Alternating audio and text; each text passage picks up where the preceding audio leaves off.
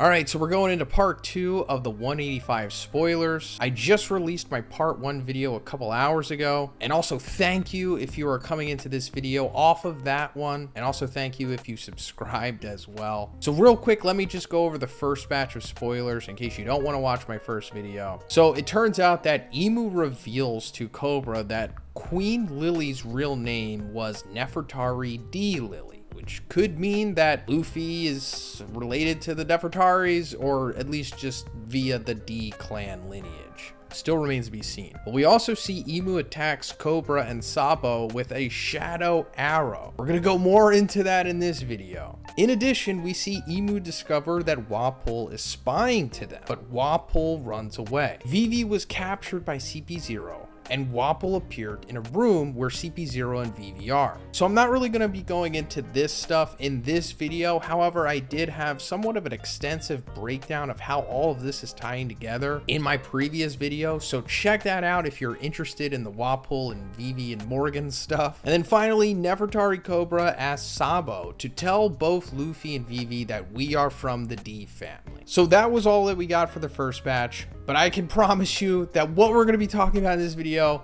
is much more exciting. So let's just get right into it. Cobra knows the Emu name, and it seems that he, quote unquote, is one of the 20 kings. Okay, fascinating. I assumed that Emu was going to be like a code name or a cover name or something, but no, I guess Emu is straight up rocking their original name, or at least part of it. Emu is one of the 20 kings, and I guess that makes sense because, I mean, she is sitting on the empty throne and controlling the world government, and back in the day, that's how the world government came to be, via these 20 kings after the Great War had ended, like around 800 years ago. And I just assumed that Emu was the one that forced all of these kings to come together after the death of Joy Boy. I think Joy Boy was the original ruler, or just the top guy that everybody considered to be the ruler, but he never really officially said that he was the ruler or whatever, because I'm assuming he's like Luffy. But I also just wouldn't have been surprised if Emu wasn't one of the 20 kings that came together to make the world government and just the overall ruler of them. But I guess Emu had to like kind of play it cool and be like, hey, we're all equals here. There's no real true ruler to everything. I'm just like you guys. When actually, you know, secretly she was pulling the strings and sitting on the empty throne, which is just, you know, a giant facade, of course. But going back to Cobra knowing Emu's name, I guess it goes back to the letter that Lily had left, or one of the letters or something, because I guess that's the only way that he would know, because if Lily's name was erased from history, then of course Emu's name is, above all else. Cobra couldn't finish his speech completely and was killed by Emu. So Emu is killing Cobra with a quote-unquote shadow arrow, which we still don't really know too much about. Could give us insight into what Emu's possible devil fruit ability is, but also Sabo is here as well. And we're not really getting the details of how Sabo gets in here through either of these spoilers that we got. But after Sabo quote unquote saves Bonnie, he overhears the guards talking about the lost chamber. And we specifically see Sabo hearing that. So I guess he goes and investigates the lost chamber, and that's how he comes across the empty throne room where he sees Emu and Cobra and then jumps in there, because also in the previous spoilers it said that Emu was shooting these arrows at Sabo as well. But now things are gonna get maybe even more confusing, because it looks like the Gorosei have devil fruit powers.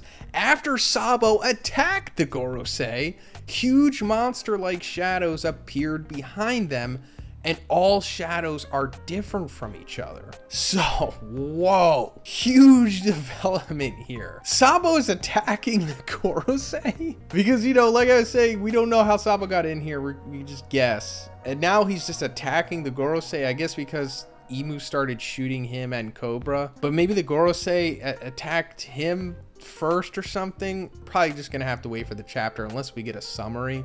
But whoa, is this really what the Gorosei's devil fruits are? I mean, then again, maybe this isn't what their fruit abilities are, and maybe all of this stuff is like actual shadow manipulation, and that's what Emu's ability truly is, like Shadow Logia or something. I don't know, maybe it's like the ultimate version of what Moria's fruit is, and that she is using her ability on the Gorosei so that they can project these shadows. Now again, like I said, we haven't seen these panels yet, nothing at all, so it's possible that these aren't like literally shadows becoming tangible or something, but maybe this is just Oda silhouetting what their real abilities are. Maybe they all have like mythical zones, because that seems most likely to me. If they do have devil fruits, they would be mythical zones because they're clearly the most powerful. And considering that it says huge monster like shadows, this all might be their mythical zone transformation. I think that would be a pretty interesting twist, or it's just Emu buffing them with what her fruit could be. But depending on what we see in the chapter, it could finally end all of the speculation that we've had about the Gorosei, about like if they're strong or powerful or not. I mean, this is especially more of a relevant topic than ever once we saw that Saturn was going to Egghead. And, you know, some of us thought, well, since he's going with Kizaru as his bodyguard, I guess that means he's not strong. But then again, that doesn't necessarily mean that. You could be pretty powerful and still have a bodyguard. I mean, why not? So maybe that's why Saturn doesn't feel as vulnerable going to Egghead, because he has a freaking crazy devil fruit ability. And maybe, you know, he's powerful on the side of that. Maybe he knows hockey or whatever. But I just don't know. It could be either or. But I would be more on board with the Gorosei having devil fruit powers, because why not? But real quick, guys, GamerSupps has an awesome promotion going on right now, where if you buy their new revamped lemonade flavor, the 100 servings version, you're going to get a polarized shaker for free. This is a pretty incredible deal because, one, you're getting the new and improved lemonade flavor, but then you're getting this super aesthetic polarized shaker for free. But of course, it's while supplies last, so get it while you can, guys, by going through the link in my description, and make sure you use code BIGZ.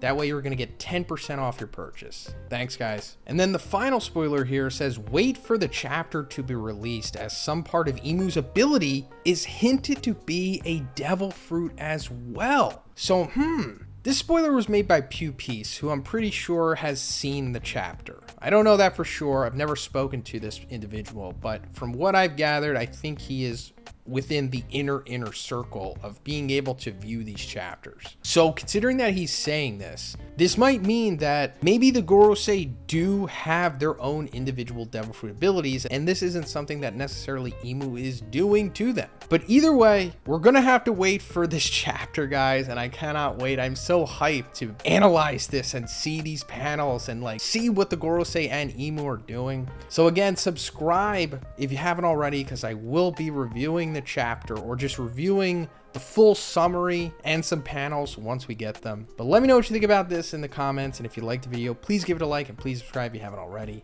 Have a great day, and I'll see you in the next one.